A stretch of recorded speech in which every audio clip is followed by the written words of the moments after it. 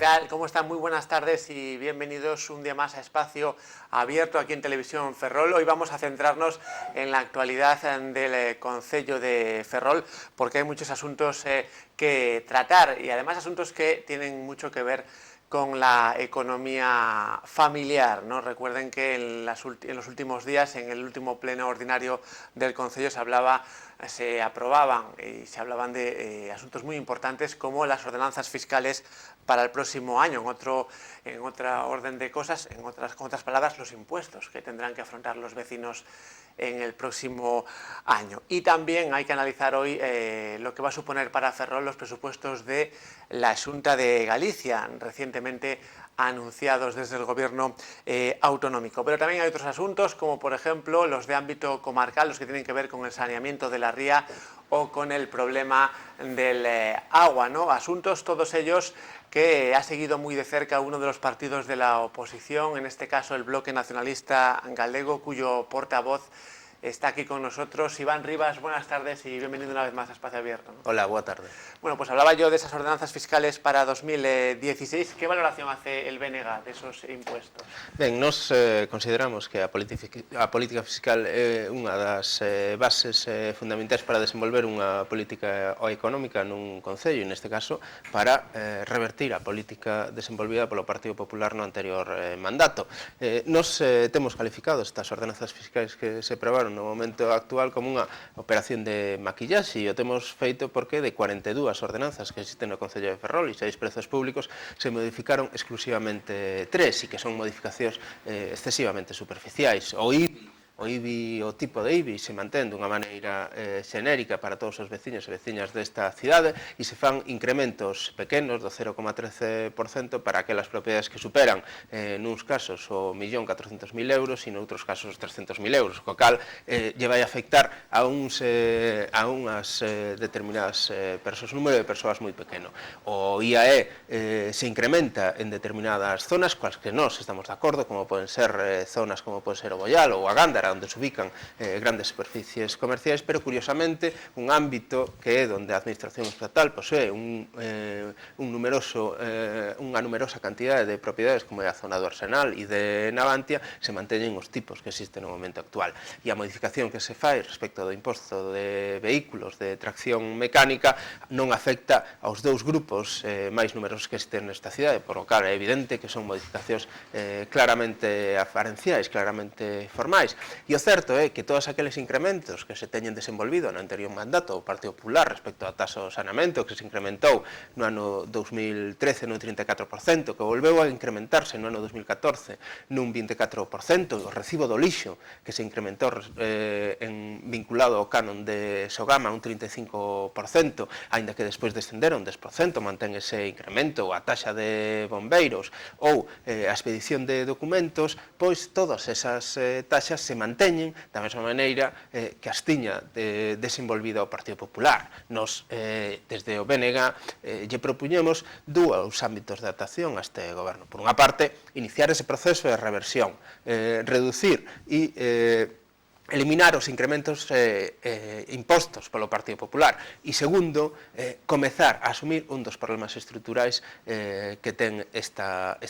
cidade, que é que temos unha falla de ingresos manifesta. Para iso é preciso que empecemos a cobrarlle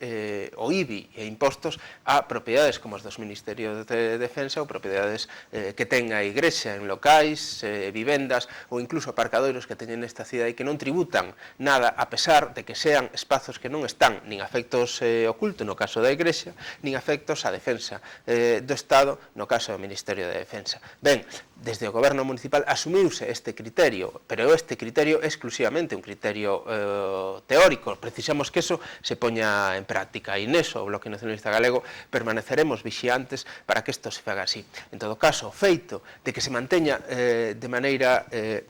radical a política fiscal desenvolvida polo Partido Popular e que, ademais, unha das cuestións que para nós e incluso para as organizacións políticas que sustentan o goberno actual foi bandeira da campaña electoral, que era a derogación da taxa de saneamento pola cal os veciños e veciñas desta cidade pagamos por unha infraestructura declarada de interese xeral que debería costear o Estado da mesma maneira que o fixo no resto de cidades de España e que esa taxa siga sin derogarse, pensamos que non é a mellor opción. En todo caso, consideramos que as taxas que se desenvolven para o ano 2016, sendo moi similares ás que desenvolveu o Partido Popular, non empeoran aquelas que tiñamos até este momento e, por tanto, a nosa posición foi a de permitir que o actual goberno desenvolva a súa política económica baixo os seus criterios, a pesar das importantes críticas que desde o Bloque Nacionalista Galego lles estamos a facer. Citaba ahora, señor Rivas, esas propiedades del Ministerio de Defensa en la ciudad de Ferrol. ¿Cuál es la propuesta concreta del bloque en relación a estos espacios? Ben, nos consideramos que aquí temos dous problemas fundamentais, non? Por unha parte, máis do 20% do solo urbano que existe no Concello, propiedade do Ministerio de Defensa, non paga impostos nesta cidade, non paga IBI, non paga IAE, a pesar de que poden desenvolver actividades de carácter económico, como poden ser cafeterías ou espazos deportivos ou de calquera outro tipo. Isto supón que este Concello teña un déficit de ingresos fundamental e que lastra a súa economía e a capacidade para poder desenvolver políticas prácticas ao longo dos anos que, neste caso, ao longo dos anos deste mandato. Por poñer un exemplo, os orzamentos municipais do Concello de Ferrol teñen uns niveis de ingresos que rondan os 50 e pico millóns de euros. Pontevedra, unha cidade equivalente en número de habitantes, agora xa sobrepasando unha maneira importante o Concello de Ferrol, pero equivalente no número de habitantes e en dimensións ronda os 70 e pico millóns de euros. Estamos a falar dunha diferencia de 20 millóns de euros. Por tanto, ese sería o primeiro dos problemas. Si por o feito de que existe unha legislación que impide que esas propiedades poidan pagar impostos, o lóxico e o normal sería que este Concello recibise unha compensación económica pola ocupación de todo ese espazo, que non sendo vinculado e non estando vinculado á defensa do Estado, tributaría no Concello e suporía uns ingresos que agora non temos. E por outra parte, están todas aquelas propiedades que están desafectadas ou que non teñen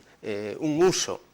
vinculado a esa defensa do Estado e que son propiedades que deberían revertir de maneira gratuita os veciños e veciñas desta cidade. O feito de que o anterior goberno do Partido Popular desenvolvese un convenio polo cal ao Ministerio de Defensa se lle vai a pagar máis de 500.000 euros porque propiedades que deberían ser dos veciños e veciñas de Ferrol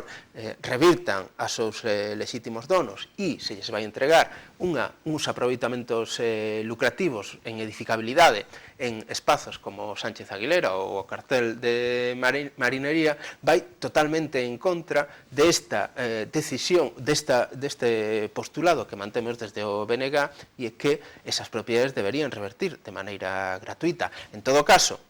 se isto non acontecese ou por calquer circunstancia esas propiedades non puideran transmitirse a propiedades dos veciños e veciñas desta cidade, o lóxico sería que as administracións que neste momento teñen a súa titularidade as mantiveran nunhas condicións de habitabilidade e de uso que permitiran o seu uso futuro. Isto non está a acontecer. Cada vez ese conxunto de parcelas e de propiedades está nun estado máis abandonado e máis de ruína e cada vez supón que a administración local, sin un momento, como parece que este goberno municipal pretende asumir da mesma maneira en que fixo o Partido Popular, asume esas propiedades, vai ter que desenvolver uns investimentos enormes para que eses espazos poidan empregarse por parte dos veciños e veciñas desta cidade. Nos agora mesmo que estamos a cuestionar é a continuidade da política local que este goberno actual está a manter en relación co que fixo o anterior goberno do Partido Popular e que pretende pagar polo convenio de defensa a parte que queda por pagar que asinou o Partido Popular a pesar de que ese convenio pode incluir máis ou menos propiedades, que non é máis que aquilo mesmo que fixo o señor Rei Varela no anterior mandato, incluindo algunha propiedade máis que a que tiña previsto incluir nese convenio o señor Irisarri. Pensamos que o criterio fundamental siga a ser o mesmo, pagar por propiedades que deberían ser gratuitas e non exixirlle a esa administración que manteña nun estado de conservación aceptable e que permita o seu uso esas propiedades mentras o Concello non se fai cargo delas. Bueno, pues queda clara esa postura. Hablaba antes de otros asuntos, señor Rivas, en referencia a las ordenanzas fiscales, como era el saneamiento, hacía referencia al tasa del saneamiento, un tema que además del problema del agua, su agrupación trataba en un acto celebrado con los vecinos de Ferrol recientemente. ¿Cree que falta información a los ciudadanos sobre estos dos temas, el agua y el saneamiento? Sí, nós pensamos que o que acontece aquí é que o engano do Partido Popular respecto da depuradora da cidade se está a sumar agora unha especie de cortina de fume que pretende ocultar a realidade sobre o que está a acontecer respecto de dous temas que preocupan moito os vecinos e veciñas desta cidade. Por unha parte, a cuestión do abastecemento de auga vinculado á crise e á falla de abastecemento que tivemos no mes de xullo nesta cidade, e por outra parte, o saneamento, o conxunto da infraestructura que debería desenvolver o saneamento da ría de Ferrol e que afecta dunha maneira directa a este concello. Hai que lembrar que daquela crise todavía non se derivou ningunha consecuencia. Seguimos sin ter unha rede ou un sistema alternativo para situacións de emerxencia como esa, ou situacións de posible sequía que poidan acontecer neste concello. Seguimos sin saber por que aqueles informes tardaban 5 días en saberse os resultados para saber se a auga era válida ou non, e por que eses informes continúan a enviarse a laboratorios como os de Castellón, cando existen laboratorios próximos que poderían desenvolver estes traballos, ou seguimos sin saber por que este concello non estuda mecanismos de potabilización alternativos ao cloro que, como todos e todas sabemos, despois de todo este período, é o que produce coa mistura da materia orgánica os chamados trialometanos, que é o problema que se derivou de todos eses acontecementos. Pois ben, seguimos sin saber se están a estudar mecanismos alternativos, como pode ser o ozono, á potabilización con cloro. O certo é que a potabilización con cloro é o mecanismo máis barato, pero que existen sistemas alternativos e que se están a desenvolver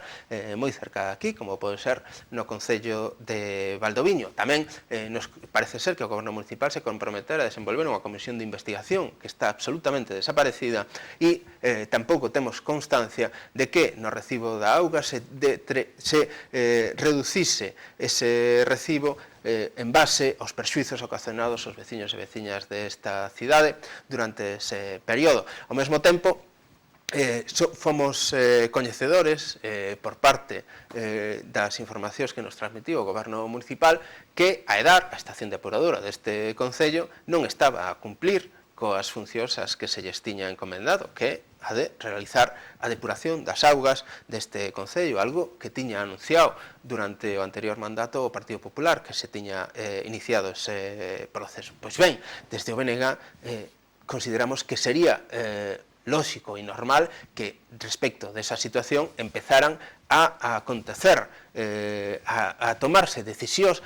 para resolver esta situación e, sobre todo, porque sumado á falla de abastecemento, deberíamos iniciar unha remunicipalización deste servizo. Para eso, desde o BNG propuxemos que se desenvolvesen dúas asesorías, unha que analizase a xestión da empresa Emafesa e outra que valorase a xestión económica desa empresa, non exclusivamente vinculado á cuestión da depuración, tal como está a facer o Goberno Municipal. Facer unha valoración xeral desa empresa para saber como podemos enfrontar ese problema da remunicipalización e, ademais, tendo en conta que se este concello ten desenvolvido un contrato, unha encomenda de xestión coa empresa Emafesa, pola cal o concello lle cede a xestión desa infraestructura a esa empresa e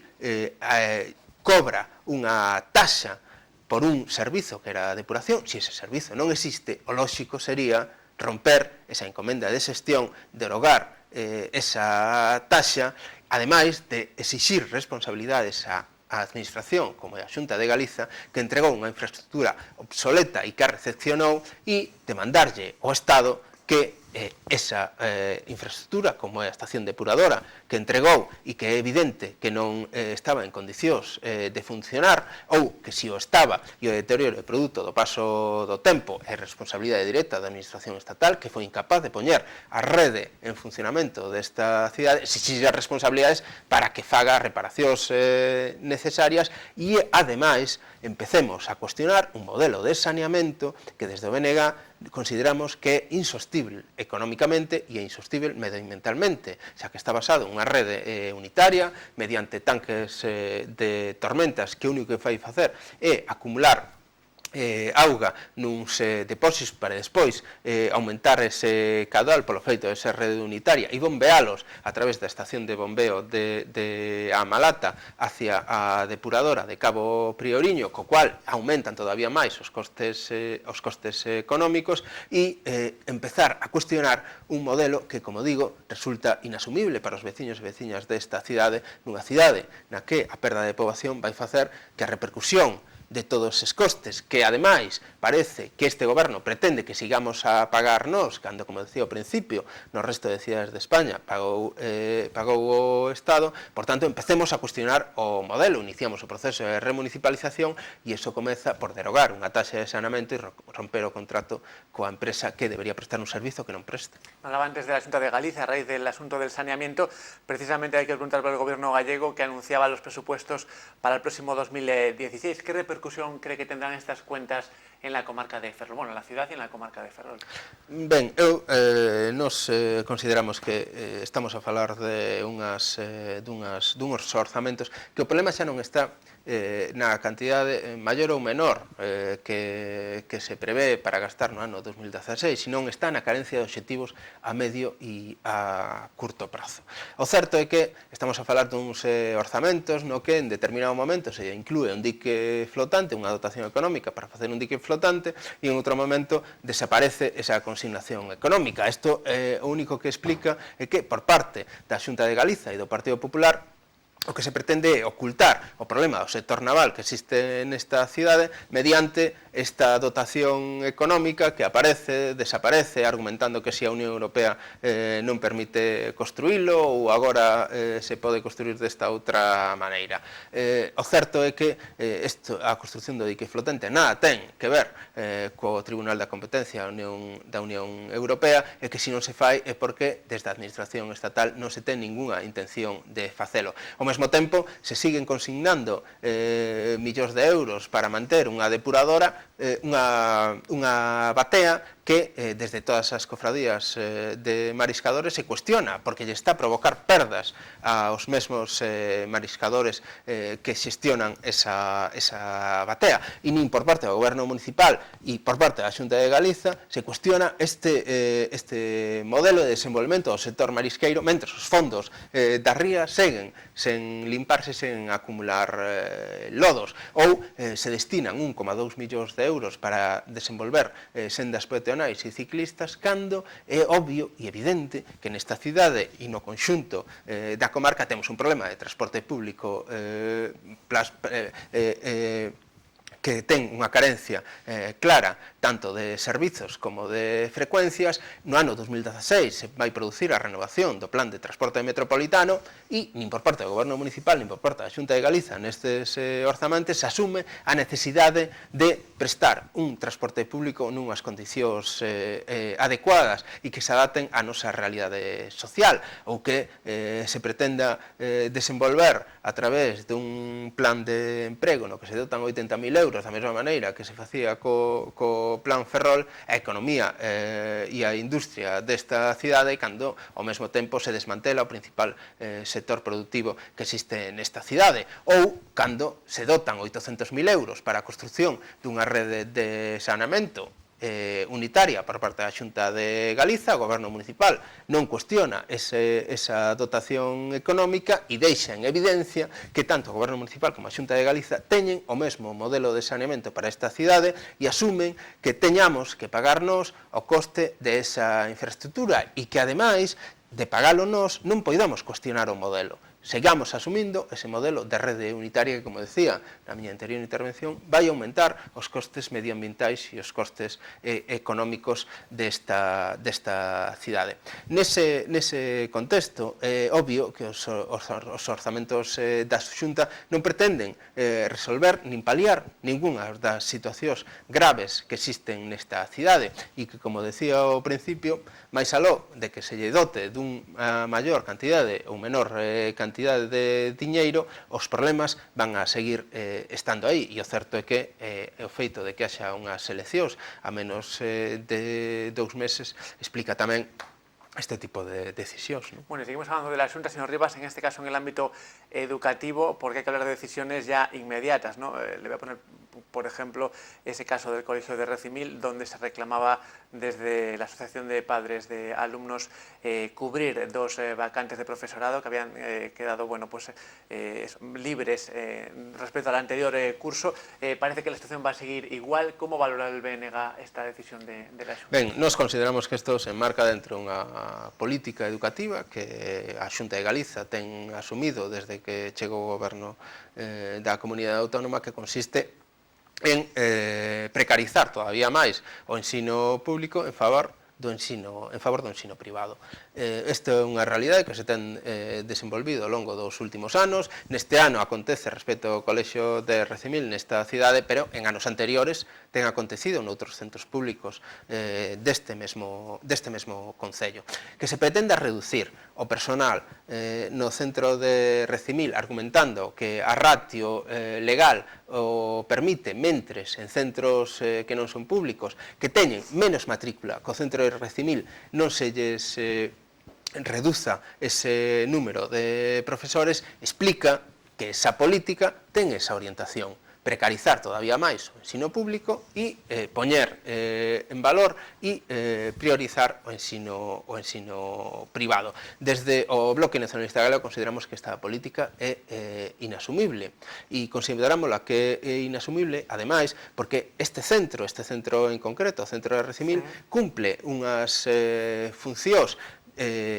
moi características dentro da cidade. Está a asumir un volume importante de alumnos e de alumnas, ademais cunha grande diversidade tanto social como pedagóxica, e, por tanto, non asumir as necesidades básicas que ten un centro con estas características non ten ningunha explicación máis que a que estaba a comentar ao principio. En todo caso, desde o Bloque Nacionalista Galego queremos reivindicar e poñer en valor o feito e o traballo desenvolvido polos pais e nais dese centro, do centro de Recimil, reclamando algo que é un dereito e o que deberían ter dereito todos os nenos e nenas deste concello. Por eso, hoxe quixera facer esta posta en valor e esta louvanza ao traballo desenvolvido, a pesar de terse atopado con atrancos constantes ao longo de todo este período, e reivindicar unha vez máis, desde o Bloque Nacionalista Galego, a necesidade de contar cun ensino público de calidade para permitir que os nenos e nenas desta cidade poidan acceder ao ensino e á educación todos nunhas condicións de igualdade, sin que haxa discriminacións de ningún tipo. Bueno, relacionado con la educación, y ya terminamos, le quiero preguntar por esa propuesta o moción del Grupo Municipal de Ciudadanos aquí en Ferrol, en el último pleno, respecto a la convivencia de las dos lenguas, ¿no?, del castellano y del gallego. El BNG, ¿cómo valora esa moción presentada que finalmente, bueno, pues no llegó a ser aprobada? Ben, nós consideramos que Ciudadanos parte dun presuposto que para nós é equivocado, pero que parece que les consideran axeitado, e é que existen linguas e culturas máis importantes ca outras. Isto é a evidencia e se explica polo feito de que desde unha organización política como Ciudadanos se pretenda facer dunha lingua prioritaria o español en todo o Estado, cando todos e todas somos conscientes que o Estado español é unha realidade pluricultural, plurinacional e plurilingüística. A lingua que produto do colectivo dos galegos e das galegas é o galego. Querer impoñer dunha maneira permanente, como pretende impoñer Ciudadanos o uso do castelán, non ten máis explicación que esta. O certo é que vivimos, neste caso, nunha cidade na que é imposible desenvolver a vida cotiá nun contexto de galego falantes. Eu non podo desenvolver a miña vida normal nese contexto de galego falantes. Non podo acudir a calquer comercio, a calquer administración pública e ter a información que poida reclamar ou todo aquelas cuestións das que precise nesa lingua e pretender explicar ou pretender argumentar que a realidade desta cidade é a contraria non se explica máis que por parte deste argumento, e é que existe unha lingua que é prioritaria respecto das outras, neste caso o castelán respecto do galego. Quixera saber se Cidadáns ou Ciudadanos estaría disposto asumir que o francés fora a lingua oficial no Estado español da mesma maneira que o é o castelán, ou se estamos a valorar a cantidade de falantes que poida ter unha lingua, se considera que o inglés non debería ser unha lingua oficial tamén dentro do Estado español. Ben, eu creo que uns dos valores que deberíamos asumir todos e todas é o respeto pola diversidade e non asumir a homoxenización e a imposición como un valor e menos en aspectos que teñen que ver coa cultura. E o feito de que ante esta situación que iramos pensar que non existe ningún tipo de conflicto, que nesta sociedade non pasa nada, ou que neste proceso de deterioro dunha lingua como o galego que está nun proceso de